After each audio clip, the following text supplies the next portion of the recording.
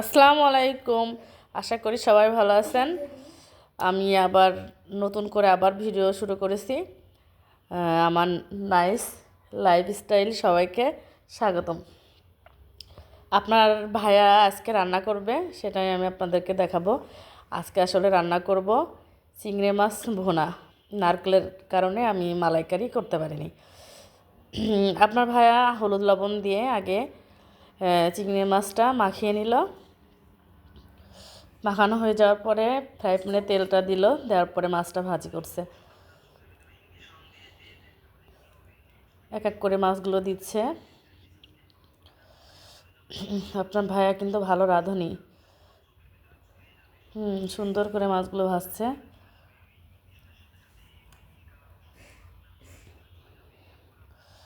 এদিকে ট্যাংরা মাছ কিন্তু পানিতে ভিজায় রাখছি, আলু দিয়ে ট্যাংরা মাছও চচ্চড়ি করব, সেটাও আপনার ভাইয়া করবে। আর এদিকে গরুর মাংসটাও রান্না চলছে। অবশ্যই এটা রেসিপির জন্য দেখাচ্ছি না, শুধু জাস্ট একটু দেখালাম যে আপনার ভাইয়ের রান্নাটা সেই করেছে, সব রান্নাটাই।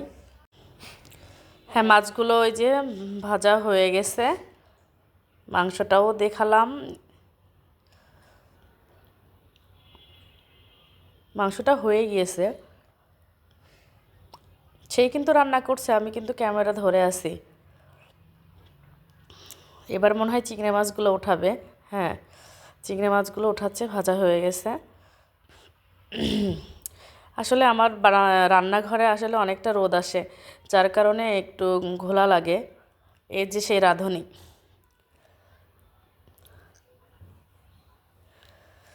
আবারও কয়েকটা ছিল, সেগুলোও মনে হয় ভাজতে দিয়েছে। ভাজার পর্বটা শেষ।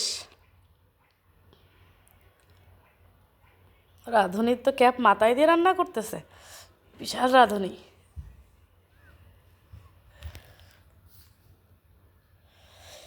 ট্যাংরা মাছের কিছু অংশ ছিল, সেটাও ভেজে নিল। এদিকে ট্যাংরা মাছ ভুনা করার জন্য দিয়ে দিল পেঁয়াজ কুচি। আর এদিকে হচ্ছে যে পেঁয়াজটা নাড়াচাড়া করছে।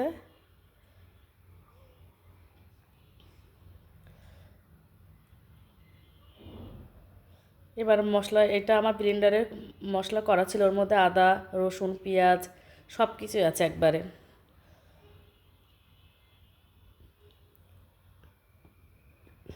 এবার হলুদ দিল, ঝালের গুঁড়া দিয়েছে, ঝালের গুঁড়া দিল 2 চামচ মতন। এদিকে হলুদের গুঁড়া দিচ্ছে মনে হয়, দেখা যাচ্ছে ক্যামেরাটা আমি। হ্যাঁ, হলুদের গুঁড়া দিয়েছে।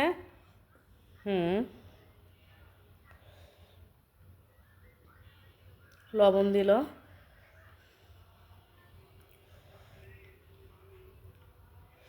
রাঁধুনি মনে হচ্ছে আমার চেয়ে ভালো। রান্নাটা প্রায় হয়ে গেছে। আপনার ভাইয়া রান্নাটা কমপ্লিট হয়ে গেছে। আসলে আমি অনেকদিন পর ভিডিওতে এসেছি, আশা করি ভুল ত্রুটি হলে ক্ষমা করে দেখবেন। আর সেক্ষেত্রে আমি আপনাদের সামনে আশা করি নতুন নতুন ভিডিও নিয়ে অবশ্যই আসব। সবাইকে আমার দোয়াও ভালোবাসা রইল আমার নাইস লাইফস্টাইলে। সবাইকে স্বাগতম। আশা করি যদি আমার রান্নাটা ভালো লেগে থাকে তাহলে লাইক কমেন্ট শেয়ার ও সাবস্ক্রাইব করে দেবেন। সবাই ভালো থাকবেন। আল্লাহ হাফেজ।